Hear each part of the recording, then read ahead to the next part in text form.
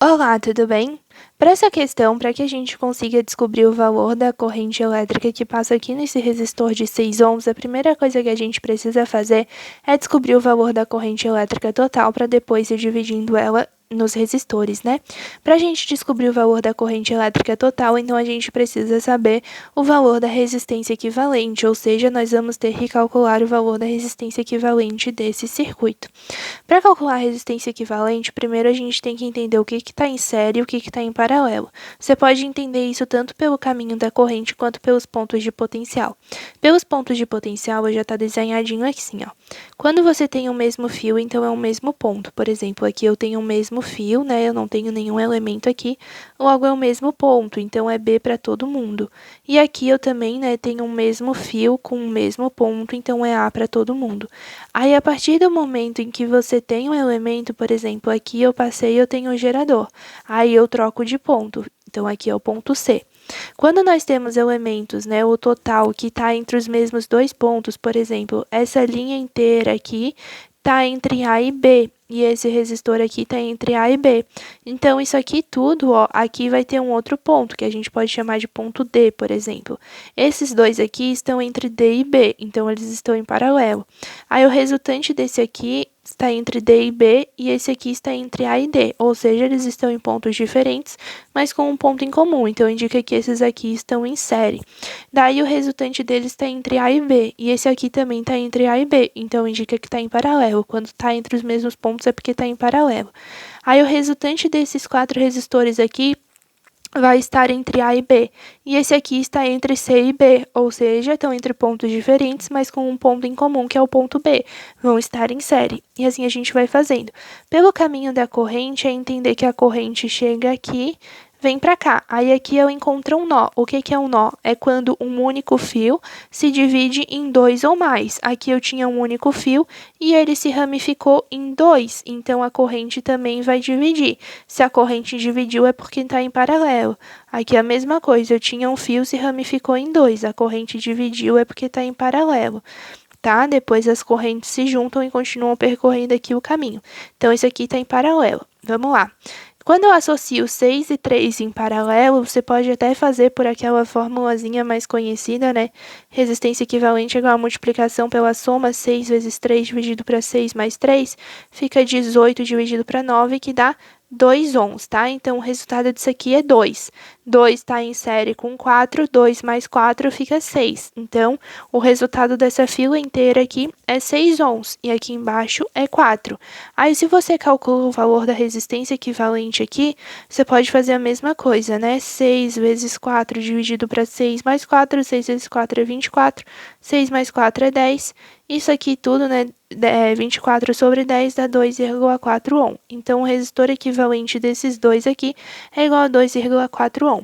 Está em série, então soma 0,6 mais 2,4 é igual a 3 ohm. E assim a gente entende que a resistência equivalente de todo o circuito é igual a 3 ohms. Aí a DDP total é 18 volts. Eu posso calcular a corrente elétrica total que vai passar por esse circuito.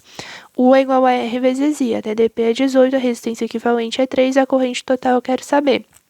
Passa dividindo, 18 dividido para 3 é igual a 6 ampere. Então, a corrente total do sistema é igual a 6 ampere, ou seja, a corrente que vai sair da bateria e que vai passar aqui pelo 0,6 descendo aqui vai ser igual a 6 ampere. Então, aqui o valor que eu tenho é de 6.